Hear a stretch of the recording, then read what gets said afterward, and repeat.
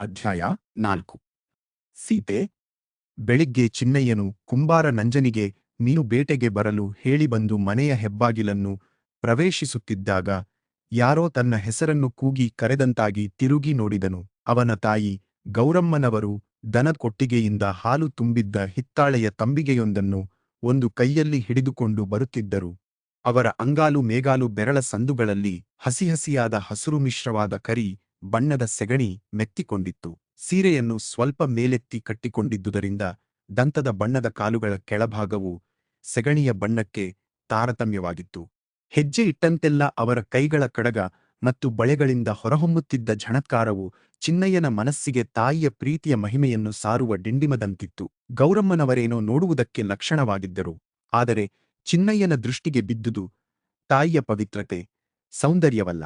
ಗೌರಮ್ಮನವರಲ್ಲಿ ತರಳೆಯ ವಯ್ಯಾರವು ಪರಿಪಕ್ವವಾಗಿ ಗರತಿಯ ಗಾಂಭೀರ್ಯಕ್ಕೆ ತಿರುಗಿದ್ದಿತು. ಅವರ ಅಂಗಭಂಗಿಯಲ್ಲಿ ಚಂಚಲತೆ ಮಾದುಹೋಗಿ ಸ್ಥಿರಭಾವ ಅಭಿವ್ಯಕ್ತವಾಗಿತ್ತು. ತಾರುಣ್ಯದ ರಾಗವೇಗಗಳೆಲ್ಲ ಮಾಯವಾಗಿ ತುಂಬು ಯೌವನದ ಪಾವನ ಸ್ನೇಹ, ನಿಸ್ವಾರ್ಥತೆ, ಸಹಿಷ್ಣುತೆ, ಸಂಯಮಗಳು ಮೈದೋರಿದ್ದುವು. ಅವರನ್ನು ನೋಡಿದರೆ ವಸಂತಪ್ರಭಾತದ ತಂಬೆಲರಿನಲ್ಲಿ ಬಳುಕುವ ಬಳ್ಳಿಯ ನೆನಪಾಗುತ್ತಿರಲಿಲ್ಲ. ಚೆನ್ನಾಗಿ ಚೊಕ್ಕಟವಾಗಿ ಬೆಳೆದು ಬುಡದಲ್ಲಿ ಸಣ್ಣ ದೊಡ್ಡ ಸಸಿಗಳನ್ನು ಹೆತ್ತು ಗೊನೆಯಿಂದ ನಸುವಾಗಿ ನಿಂತ ಕದಳಿಯ ಜ್ಞಾಪಕವಾಗುತ್ತಿತ್ತು. ಆ ಮಾತೃದೇವಿ ಚಿನ್ನಯ್ಯನ ಬಳಿಗೆ ಬಂದು ನಿಲ್ಲಲು ಅವನಿಗೊಂದು ಅನಿರ್ವಚನೀಯವಾದ ಆಹ್ಲಾದವಾಯಿತು. ತಾನು ಮತ್ತೆ ಶಿಶುವಾಗಿ ಆ ಮಾತೆಯ ತೊಡೆಯ ಮೇಲೆ ಕುಳಿತು ಆಕೆಯ ದಿವ್ಯವಕ್ಷದ ಮೇಲೆ ನಲಿದಾಡಿ ತಲೆಯ ಕೂದಲಿನಲ್ಲಿಯೂ ಮುಖದ ಮೇಲೆಯೂ ಕೈಯಾಡಿ ಆಕೆ ಕೊಡುವ ಮುತ್ತುಗಳಿಂದ ತಣಿಯಬೇಕು ಎನ್ನಿಸಿತು. ಗೌರಮ್ಮನವರು ಹಿಡಿದಿದ್ದ ಚಿನ್ನದಂತಿದ್ದ ಹಿತ್ತಾಳೆಯ ತಂಬಿಗೆ ಎಳಬಿಸಿಲಿನ ರಶ್ಮಿಯಲ್ಲಿ ತಳತಳಿಸಿ ಚಿನ್ನಯ್ಯನ ಕಣ್ಣು ಕುಕ್ಕುತ್ತಿತ್ತು.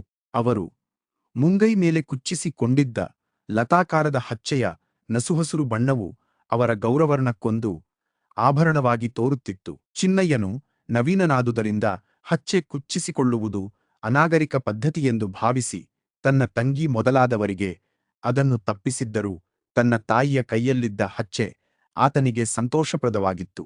ಏಕೆಂದರೆ ಆ ಹಚ್ಚೆ ಕುಚ್ಚಿದ್ದ ಕೈ ಅವನನ್ನು ಎತ್ತಿ ಆಡಿಸಿ ಸಲಹಿ ದೊಡ್ಡವನನ್ನಾಗಿ ಮಾಡಿತ್ತು. ನಿತ್ಯ ಪರಿಚಯದಿಂದ ಅದು ಎಷ್ಟು ಸ್ವಾಭಾವಿಕವಾಗಿತ್ತೆಂದರೆ ಅದಿಲ್ಲದ ತಾಯಿಯ ಕೈ ಆತನಿಗೆ ಪರಕೀಯವಾಗಿ ಕಾಣಿಸುತ್ತಿದ್ದಿತೋ ಏನೋ. ಹಾಲು ತುಂಬಿದ್ದ ಆ ತಂಬಿಗೆಯ ಕಂಠದಲ್ಲಿ ಬೆಳ್ತರೆ ಬಿಳಿಯುಣ್ಣೆಯ ಮುಗಿಲ ಮುದ್ದೆಯಂತೆ ಮೃದುವಾಗಿ, ಮನೋಹರವಾಗಿ, ಮಾತೃವಾತ್ಸಲ್ಯದಂತೆ ಆಪ್ಯಾಯಮಾನವಾಗಿತ್ತು. ಆ ನೊರೆಯ ಮುದ್ದೆಯ ಮೇಲೂ ಭಾಗದಲ್ಲಿದ್ದ ಒಂದೆರಡು ಗುಳ್ಳೆಗಳು ಬೆಚ್ಚಗಿದ್ದ ಬೆಳಗಿನ ಸೂರ್ಯನ ಹೊಂಬೆಳಕಿನಲ್ಲಿ ಕಾಮನ ಬಿಲ್ಲಿನ ಕಿರುತತ್ತಿಗಳಂತೆ ಬಣ್ಣವಾಗಿದ್ದುವು. ತಾಯಿ ಮಕ್ಕಳಿಬ್ಬರ ಛಾಯೆಗಳು ನೆಲದ ಮೇಲೆ ನೀಳವಾಗಿ ಬಿದ್ದು ಬಳಿಯಿದ್ದ ಸುಣ್ಣ ಬಳಿದ ಬಿಳಿಯ ಗೋಡೆಯ ಮೇಲೆ ಎದ್ದು ನಿಂತಿದ್ದುವು. ಚಿನ್ನಯ್ಯನೊಡನೆ ಮನೆಯನ್ನು ಸೇರಿದ್ದ ನಾಯಿಗಳಲ್ಲಿ ಕೆಲವು ಒಳ ಅಂಗಳಕ್ಕೆ ದಾಟಿದ್ದುವು.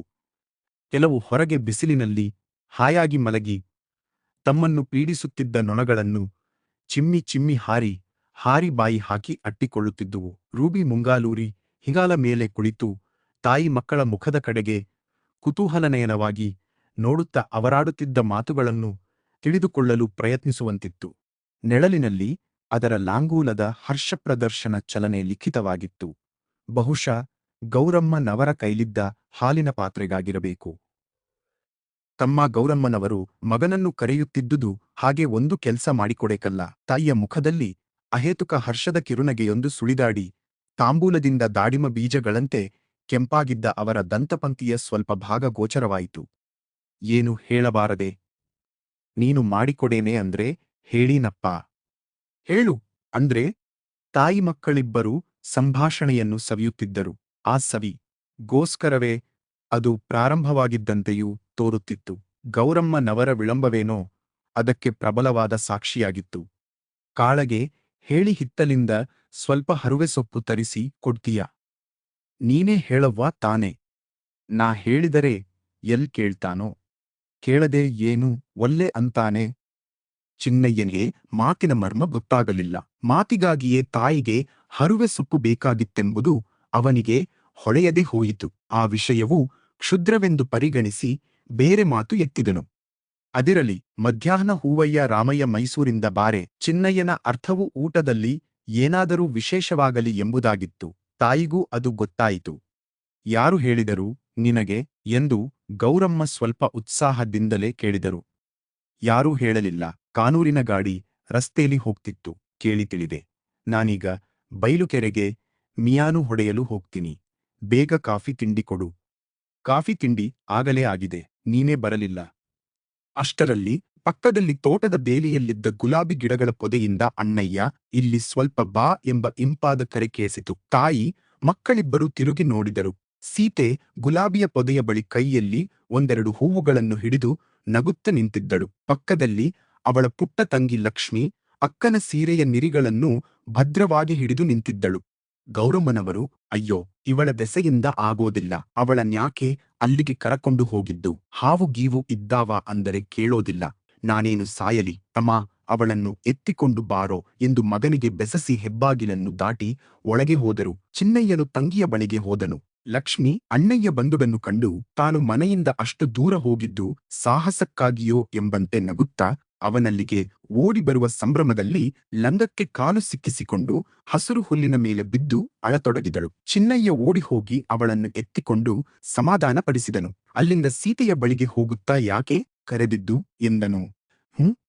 ಆ ಗುಲಾಬಿ ಹೂವು ಕುಯ್ಯೋಡೋ ಎಂದು ಕೈ ತೋರಿಸಿದಳು. ಚಿನ್ನಯ್ಯ ಲಕ್ಷ್ಮಿಯನ್ನು ಮೆಲ್ಲನೆ ಮತ್ತೆ ಪೃಥ್ವಿಯಲ್ಲಿ ಸಂಸ್ಥಾಪನೆ ಮಾಡಿ ಸೀತೆಗೆ ಹೂ ಕುಯ್ದು ಕೊಟ್ಟು, ಹೂ ಸಾಕು, ಇನ್ನು ಬನ್ನಿ ಹೋಗೋಣ ಎಂದನು. ಸೀತೆ, ಇಲ್ಲ ಅಣ್ಣಯ್ಯ, ನಾನಿನ್ನೂ ಒಂದು ಸ್ವಲ್ಪ ಹೂ ಕುಯ್ದುಕೊಂಡು ಬರೀನೆಂದಳು. ಅವ್ವ ಕರೆದಿದ್ದು ಕೇಳಿಲ್ಲೇನು? ಸಿಟ್ಟು ಮಾಡ್ತದೆ. ಲಕ್ಷ್ಮೀನ ಕರಕೊಂಡು ಹೋಗು, ನಾ ಬರ್ರೀನಿ ಆಮೇಲೆ. ಯಾರಿಗೆ ಅಷ್ಟೊಂದು ಹೂವು? ನಿನಗೇನು ಮದುವೆ ಗಿದುವೆಯೋ ಎಂದು ಚಿನ್ನಯ್ಯನು ನಕ್ಕನು. ಸೀತೆ ಮುನಿಸಿನಿಂದ ಕೆನ್ನೆ ಉದಿಸಿಕೊಂಡು ತುಟಿ ಚಾಚಿಕೊಂಡು ನನಗಲ್ಲ, ನನ್ನ ಅತ್ತಿಗೆಗೆ ಎಂದಳು. ಚಿನ್ನಯ್ಯನು ಅವಳ ಕೈಯನ್ನು ಹಿಡಿದು ಬಹು ಮೃದುವಾಗಿ ಹೂವನ್ನು ಗುದ್ದುವಂತೆ ಗುದ್ದಿದನು. ಸೀತೆ, ಮತ್ಯಾಕೆ ನೀನು ಹಾಂಗೆ ಹೇಳಿದ್ದು ಎಂದು ಕೊಂಕುನಗೆ ನಕ್ಕಳು. ಯಾಕೆ ಹೇಳಿದ್ದೆ? ಇವತ್ತು ಯಾರು ಬಾರೆ ಗೊತ್ತೇನು? ಸೀತೆ ಗೌರಮ್ಮ ಚಿನ್ನಯ್ಯರು ಆಡುತ್ತಿದ್ದ ಮಾತುಗಳಿಂದ ಎಲ್ಲವನ್ನೂ ತಿಳಿದಿದ್ದಳು. ಆದರೂ ಏನೂ ತಿಳಿಯದವಳಂತೆ ಯಾರು ಬಾರೆ ಎಂದಳು. ಅವಳ ಮುಖದ ಭಂಗಿಯೇ ಬದಲಾಯಿಸಿತ್ತು. ಯಾರು? ನಿನ್ನ ಭಾವಂದಿರು ಮೈಸೂರಿಂದ. ಯಾರು? ರಾಮಯ್ಯ ಬಾವನೆ? ಇದೇನು ಗೊತ್ತಿಲ್ಲದೇ ಇದ್ದವರ ಹಾಗೆ ಆಡ್ತೀಯಲ್ಲ ರಾಮಯ್ಯ. ಭಾವ ಒಬ್ಬರೇ ಏನು ಮೈಸೂರಿಗೆ ಹೋಗಿದ್ದವರು? ಸೀತೆ ತಲೆಬಾಗಿ ಸುಮ್ಮನಾದಳು. ಏನಪ್ಪಾ, ಮದುವೆ ಆಗಬೇಕಾದ್ರೇನೆ ಹೆಸರು ಹೇಳೋಕೆ ಇಷ್ಟೊಂದು ನಾಚಿಗೇನೆ? ಸೀತೆ, ಅಣ್ಣಯ್ಯ, ನೀವ್ ಸುಮ್ಮನಿರೋ ಎಂದು ಮುನಿದಳು.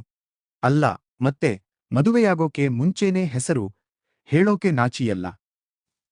ಸೀತೆಗೆ ಮಾನಭಂಗವಾದಂತಾಗಿ ಅದನ್ನು ಧೈರ್ಯ ಪ್ರದರ್ಶನದಿಂದ ಪರಿಹರಿಸಿಕೊಳ್ಳಬೇಕೆಂದು ನಿರ್ಣಯಿಸಿ ಕತ್ತೆತ್ತಿ ಅಣ್ಣನ ಕಡೆಗೆ ನೋಡಿ, ಯಾರೋ ಹೂವಯ್ಯ ಭಾವನೂ ಬತ್ತಾರೆ ಅಷ್ಟೇನೇ ಎಂದಳು. ಅವಳ ಕೆನ್ನೆಗೆ ರಕ್ತವೇರಿ ಮುಖ ಕೆಂಪಾಯಿತು. ಚಿನ್ನಯ್ಯ, ಅಯ್ಯೋ ಗಂಡುಬೀರಿ, ಗಂಡನಾಗುವವನ ಮೇಲೆ ಗೌರವವೇ ಇಲ್ಲವಲ್ಲೇ, ಅವರು ಬರಲಿ ಹೇಳಿನಿ ಎಂದು ನಕ್ಕನು. ಲಕ್ಷ್ಮಿ ಹುಲ್ಲಿನಲ್ಲಿ ತನ್ನ ಪುಟ್ಟ ಕೈಗಳಿಂದ ಏನನ್ನೋ ಹುಡುಕುತ್ತಿದ್ದಳು.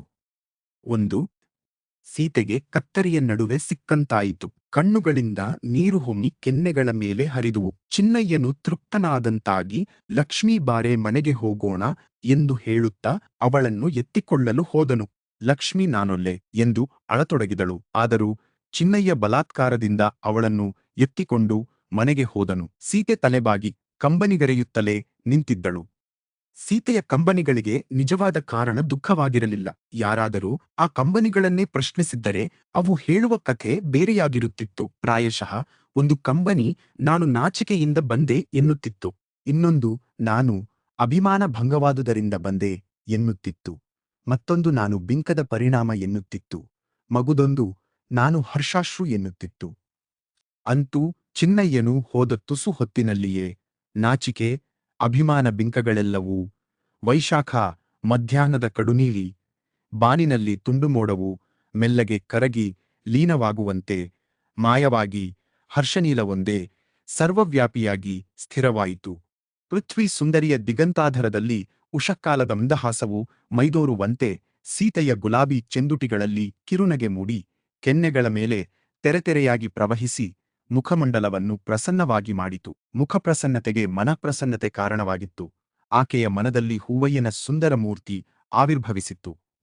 ಅವನ ವಿಚಾರವಾಗಿ ಅನೇಕ ಭಾವಗಳು, ದೃಶ್ಯ ಸಂಕುಲಗಳು, ಅನುಭವಗಳು ಚಿತ್ತಭಿತ್ತಿಯಲ್ಲಿ ಚಿತ್ರಿತವಾಗಿ ಬಾಹ್ಯ ಪ್ರಜ್ಞಾಶೂನ್ಯಳಾದ ಆಕೆ ನೆನಪಿನ ನಂದನವನದಲ್ಲಿ ಅಪ್ಸರಿಯಾಗಿ ಸಂಚರಿಸತೊಡಗಿದಳು. ಸೀತೆಗೆ ಹೂವಯ್ಯನು ಚಿಕ್ಕಂದಿನಿಂದಲೂ ಚಿರಪರಿಚಿತ ಸ್ನೇಹಮೂರ್ತಿ. ಗೌರಮ್ಮನವರು ಕಡೆಯ ಪಕ್ಷ ವರ್ಷಕ್ಕೆ ಒಂದು ಸಾರಿಯಾದರೂ ಕಾನೂರಿಗೆ ನಂಟರಾಗಿ ಹೋಗಿ ಒಂದೆರಡು ವಾರಗಳಿಗಿಂತಲೂ ಹೆಚ್ಚಾಗಿಯೇ ಅಲ್ಲಿದ್ದು ಬರುತ್ತಿದ್ದುದು ವಾಡಿಕೆಯಾಗಿತ್ತು. ಹೂವಯ್ಯನು ಸೀತೆಗಿಂತಲೂ 5-6 ವರ್ಷ ಹೆಚ್ಚು ವಯಸ್ಸಿನವನಾಗಿದ್ದರೂ ಸೀತೆಗೆ ತನ್ನ ಓರಗೆಯವರಿಗಿಂತಲೂ ಅವನಲ್ಲಿಯೇ ಹೆಚ್ಚು ಮೈತ್ರಿ, ಪ್ರೀತಿ, ಸಲುಗೆ. ತಾನು ಊಟಕ್ಕೆ ಕೂರುವುದು ಹೂವಯ್ಯನ ಪಕ್ಕದಲ್ಲಿ, ಆಟವಾಡುವುದು ಹೂವಯ್ಯನ ಜೊತೆಯಲ್ಲಿ, ಓದುವಾಗ ಹೂವಯ್ಯನೇ ಪಾಠ ಹೇಳಿಕೊಡಬೇಕು. ಹೂವಯ್ಯ ಭಾವ ಎಂದರೆ ಸೀತೆಗೆ ಪಂಚಪ್ರಾಣ. ಒಂದು ಸಾರಿ ಮಕ್ಕಳೆಲ್ಲರೂ ಸೇರಿ ಸಂಸಾರದ ಆಟ ಆಡುತ್ತಿದ್ದಾಗ ಹೂವಯ್ಯನಿಗೆ ಸೀತೆಯನ್ನು ಕೊಟ್ಟು ವಿವಾಹವಾಗಬೇಕೆಂದು ನಿಶ್ಚಯವಾಯಿತು. ಧಾರೆ ಎರೆಯುವ ಅನುಕರಣವೂ ನಡೆದು ಹೋಗಿ ಹೂವಯ್ಯ ಸೀತೆಗೆ ತಾಳಿ ಕಟ್ಟಿದ್ದನು. ದಂಪತಿಗಳಿಗೆ ಒಂದು ಬಟ್ಟೆಗೊಂಬೆಯ ಕೂಸು ಹುಟ್ಟಿತು. ಅಲ್ಲಿಂದ ಗಂಡಹೆಂಡಿರು ತೀರ್ಥಹಳ್ಳಿಯ ಎಳ್ಳಮಾಸೆಗೆ ಹೋದುದನ್ನು ಅಭಿನಯಿಸಿದರು. ಮೇಳಿಗೆ ತೇರಿಗೆ ಹೋಗಿ ಮಿಠಾಯಿ, ಮಂಡಕ್ಕಿ, ಕಡಲೆ, ಖರ್ಜೂರ, ಬತ್ತಾಸು, ಪೀಪಿ ಮೊದಲಾದ ಪದಾರ್ಥಗಳನ್ನು ವಿಕ್ರಯ ಮಾಡಿದ್ದನ್ನು ನಟಿಸಿದರು. ಒಂದು ಸಾರಿ ಗಂಡಹೆಂಡಿರ ಕಲಹವನ್ನು ಅಭಿನಯಿಸಿ ಹೂವಯ್ಯನು ಸೀತೆಯನ್ನು ಹೊಡೆಯುವಂತೆ ಮಾಡಿದನು. ಆಗ ಆಟದ ಭೂಮಿಕೆಯಲ್ಲಿ ಸೀತೆಯ ಅಣ್ಣನಾಗಿದ್ದ ರಾಮಯ್ಯನು ಅವಳನ್ನು ಬಿಡಿಸಿದನು. ಆ ದಿನವೆಲ್ಲ ಸೀತೆ ಹೂವಯ್ಯರು ನಿಜವಾಗಿಯೂ ಮದುವೆಯಾದವರಿಗಿಂತಲೂ ಹೆಚ್ಚಾಗಿ ಮೆರೆದು ನಲಿದರು. ಒಬ್ಬರನ್ನೊಬ್ಬರು ಅಗಲಲೇ ಇಲ್ಲ. ರಾತ್ರಿ ಮಲಗುವಾಗಲೂ ಕೂಡ ಸೀತೆ ಹೂವಯ್ಯನೊಡನೆಯೇ ಮಲಗುವೆನೆಂದು ಹಠ ಮಾಡಿದ್ದಳು. ಆಗ ಗೌರಮ್ಮನವರು 2 ಗುದ್ದು ಗುದ್ದಿ ಒಳಗೆ ಎಳೆದುಕೊಂಡು ಹೋಗಿದ್ದರು. ಈ ವಿನೋದ ವಿವಾಹದ ಸುದ್ದಿ ಎಲ್ಲರ ಕಿವಿಗೂ ಬಿದ್ದು ವಿನೋದಕ್ಕಾಗಿ ಎಲ್ಲರೂ ಅವರಿಬ್ಬರನ್ನೂ ದಂಪತಿಗಳೆಂದೇ ಕರೆಯತೊಡಗಿದ್ದರು. ಇನ್ನೊಂದು ಸಾರಿ ಭಾಗವತರಾಟದಲ್ಲಿ ನೋಡಿದ್ದ ಸ್ವಯಂವರಾನುಕರಣೆಯ ಲೀಲೆಯಲ್ಲಿ ಸೀತೆ ಹೂವಯ್ಯನಿಗೆ ತಾನೇ ತಯಾರು ಮಾಡಿದ ಹೂವಿನ ಮಾಲೆಯನ್ನು ಹಾಕಿ ಅವನನ್ನು ಪತಿಯನ್ನಾಗಿ ವರಿಸಿದ್ದಳು. ಮತ್ತೊಂದು ಸಾರಿ ಆಗ ಸೀತೆಗೆ 6-7 ವಯಸ್ಸಿರಬಹುದು, ಹೂವಯ್ಯನಿಗೆ 11-12 ಕಾನೂರಿಗೆ ಔತಣಕ್ಕೆ ಬಂದಿದ್ದ ಸೀತೆ ಮನೆ ಸಿಂಗಪ್ಪಗೌಡರು ಜೈಮಿನಿ ಭಾರತವನ್ನು ಓದಿ ಅರ್ಥ ಹೇಳುತ್ತಿದ್ದಾಗ ಹುಡುಗರೆಲ್ಲ ಅವರನ್ನು ಮುತ್ತಿದ್ದರು. ಸೀತೆ ಹೂವಯ್ಯನ ಹೆಗಲ ಮೇಲೆ ಕೈಯಿಟ್ಟು ಅವನನ್ನು ಅಪ್ಪಿಕೊಂಡಂತೆ ಕುಳಿತಿದ್ದಳು. ಕಥೆಯಲ್ಲಿ ದಂಪತಿಗಳ ಅನುರಾಗ ಪ್ರಸಂಗ ಬಂದಾಗ ಸಿಂಗಪ್ಪಗೌಡರು ಕುಳಿತವರಿಗೆಲ್ಲ ಸೀತೆ ಹೂವಯ್ಯರನ್ನು ತೋರಿಸಿ ಏನೇನೋ ಹಾಸ್ಯದ ಮಾತುಗಳನ್ನು ಹೇಳಲು ಬಾಲಕ ಬಾಲಕಿಯರಿಬ್ಬರೂ ಅವಮಾನವಾದುದರಿಂದ ಅಳುತ್ತ ಒಬ್ಬರನ್ನೊಬ್ಬರು ಆಗಲಿ ದೂರ ದೂರ ಸರಿದು ಕುಳಿತಿದ್ದರು. ಗುಲಾಬಿ ಪೊದೆಯ ಬಳಿಯಲ್ಲಿ ನಿಂತಿದ್ದ ಸೀತೆಯ ಮನಸ್ಸಿನಲ್ಲಿ ಇಂತಹ 100 ಚಿತ್ರಗಳು ಸುಳಿದು ಅವಳಿಗೆ ಹರ್ಷವಾಯಿತು. ಅವುಗಳಲ್ಲಿ ಮತ್ತೆ ಕೆಲವು ಸನ್ನಿವೇಶಗಳನ್ನು ನೆನೆದು ತನ್ನೊಳಗೆ ತಾನೇ ನಾಚಿಕೊಂಡು ಮುಗುಳುನಗೆ ನಕ್ಕಳು. ಅವಳು ಅಲ್ಲಿದ್ದುದನ್ನು ಅರಿಯದೆ ಹಾರಿ ಬಂದು ಸಮೀಪದ ಒಂದು ಕೊಂಬೆಯಲ್ಲಿ ಕುಳಿತು ಉಲ್ಲಾಸದಿಂದ ಗಾನ ಲೋಲವಾಗಿದ್ದ ಒಂದು ಪಿಕಳಾರ ಹಕ್ಕಿಯೂ ಅದರ ದನಿಯೂ ಅವಳ ಕಣ್ಣಿಗಾಗಲಿ ಕಿವಿಗಾಗಲಿ ಬೀಳಲೇ ಇಲ್ಲ. ಬಾಲ್ಯವು ಕಳೆದು ತಾರುಣ್ಯವು ಪ್ರಾಪ್ತವಾದ ಮೇಲೆ ಸೀತೆ ಹೂವಯ್ಯರ ಸಂಬಂಧವು ಲೋಕದ ದೃಷ್ಟಿಗೆ ದೂರ ದೂರವಾದಂತೆ ಕಾಣುತ್ತಿತ್ತು. ಆದರೆ ಅಂತರಂಗದಲ್ಲಿ ಅವರು ಹೆಚ್ಚು ಹೆಚ್ಚು ಸಮೀಪವಾಗುತ್ತಿದ್ದರು. ಆದರೂ ಅವರ ಸಂಬಂಧವು ಇನ್ನೂ ಯುವಕ ಯುವತಿಯರ ಬೇಟವಾಗಿರಲಿಲ್ಲ. ಬಾಲಕ ಬಾಲಕಿಯರಲ್ಲಿರುವ ಮುಗ್ಧವಾದ ಬಾಲ್ಯ ಪ್ರಣಯ ಮಾತ್ರವಾಗಿತ್ತು. ಈಗ ಅವರು ಒಬ್ಬರನ್ನೊಬ್ಬರು ಅಗಲಿದ್ದುದರಿಂದ ವಿರಹಯಾತನೆಯೂ ಇರಲಿಲ್ಲ. ಒಬ್ಬರನ್ನೊಬ್ಬರು ಅನವತರವೂ ನೆನೆಯುತ್ತಲೂ ಇರಲಿಲ್ಲ. ನಿನ್ನೆ ಸೀತೆಗೆ ಹೂವಯ್ಯನ ಆಲೋಚನೆಯೇ ಇರಲಿಲ್ಲ. ಇವತ್ತು ಚಿನ್ನಯ್ಯನಿಂದ ಸುದ್ದಿ ತಿಳಿದ ಮೇಲೆಯೇ ಆಕೆಯಲ್ಲಿ ಪೂರ್ವಸ್ಕೃತಿ ಎಚ್ಚೆತ್ತು. ಇಷ್ಟು ದಿನವೂ ಸುಪ್ತವಾಗಿದ್ದ ಸ್ನೇಹವು ಮತ್ತೆ ಪ್ರಬುದ್ಧವಾಗಿತ್ತು. ಹೂವಯ್ಯನ ಮನದಲ್ಲಿ ಅದೂ ಕೂಡ ಆಗಿರಲಿಲ್ಲ. ಹಠಾತ್ತಾಗಿ ಸೀತೆ ಕಾಣುತ್ತಿದ್ದ ಹೊಂಗನಸಿನ ಬಣ್ಣದ ಗುಳ್ಳೆ ಬಿರಿದಂತಾಗಿ ಎಚ್ಚೆತ್ತು ನೋಡುತ್ತಾಳೆ. ಬಳಿಯಲ್ಲಿದ್ದ ಎತ್ತರವಾದ ಒಂದು ಅಡಕೆಯ ಮರದಿಂದ ಹಾಳೆಯೊಂದು ಕೆಳಗೆ ಬೀಳುತ್ತಿತ್ತು. ನೀಳವಾಗಿದ್ದ ಅದರ ಕಂದು ಬಣ್ಣದ ಸೋಗೆಯ ಗರಿಗಳು ಗಾಳಿಯಲ್ಲಿ ಥರಥರ ನಡುಗುತ್ತಿದ್ದುವು. ಅದು ಕ್ಷಣಾರ್ಧದಲ್ಲಿಯೇ ಕೆಳಗಿದ್ದ ಒಂದು ಬಾಳೆಯ ಸಸಿಯ ಹೆಡಲಿಗೆ ತಾಗಿ ಅದರ ಅಖಂಡ ಸ್ನಿಗ್ಧ ಕೋಮಲ ಶ್ಯಾಮಲವಾಗಿದ್ದ ಎಲೆಯನ್ನು ಸೀಳಿ ನೆಲದ ಮೇಲಿದ್ದ ಮೇಲುಸೊಪ್ಪಿನ ಜಿಗ್ಗಿನ ಮೇಲೆ ದಢಾರ್ ಎಂದು ಶಬ್ದ ಮಾಡಿಕೊಂಡು ಬಿದ್ದಿತು. ಬಾಳೆಯ ಹೆಡಲು ಆಘಾತಕ್ಕೆ ತತ್ತರಿಸಿ ಮೇಲಕ್ಕೂ ಕೆಳಕ್ಕೂ ಉಯ್ಯಾಲೆಯಂತೆ ತೂಗಿತು. ಮಾಸು ಬಣ್ಣದ ಕಠಿಣ ದೇಹ, ಮೇಘ ಚುಂಬಿತವಾದ ಉಂಟ ಶಿರದಲ್ಲಿ ಪೌರುಷಯುಕ್ತವಾಗಿ ಬೆಳೆದು ನಾಲ್ಲೆಸೆಗೂ ಧನುಸ್ಸಿನಂತೆ ಕೆಳಗೆ ಬಾಗಿದ್ದ ಕಪ್ಪು ಹಸುರಿನ ಹೆಡಲುಗಳು ಆ ಹೆಡಲುಗಳ ಕೇಂದ್ರದಲ್ಲಿ ಹಸುರು ಈಟಿಯಂತೆ ಚೂಪಾಗಿ ನೆಟ್ಟನೆ ಗಗನಕ್ಕೆದುರಾಗಿ ನಿಂತಿದ್ದ ಅದಸುಳಿ ಹೆಡಲುಗಳ ಬುಡದಲ್ಲಿದ್ದ ಕಡುಹಸುರು ದಿಂಡಿಗೆದುರಾಗಿ ತಾಯಿಯ ಒಳ್ಳೆ ಹಸುಳೆಯ ಹೃದಯವನ್ನು ಆವರಿಸುವಂತೆ ಒಳಗಿದ್ದ ಮೃದುವಾದ ಹಿಂಗಾರವನ್ನು ಅಪ್ಪಿದ್ದ ಬಿಳಿ ಹಳದಿ ಬಣ್ಣದ ಹೊಂಬಾಳೆ ಇವುಗಳಿಂದ ಅಲಂಕೃತವಾಗಿ ಧೀರವಾಗಿ ನಿಂತು ಹೂವಯ್ಯನನ್ನು ಸ್ಮರಣೆಗೆ ತರುತ್ತಿದ್ದ ಆ ಅಡಕೆಯ ಮರದ ಬುಡದಲ್ಲಿ ಬಾಳೆಯ ಸಸಿ ಸೀತೆಗೆ ತನ್ನನ್ನೇ ಜ್ಞಾಪಕಕ್ಕೆ ತರುವಂತಿತ್ತು. ಬಾಳೆಯ ಕಂದಿನ ಹೆಡಲು ತೂಗಿ ತೂಗಿ ಕ್ರಮೇಣ ನಿಶ್ಚಲವಾಯಿತು.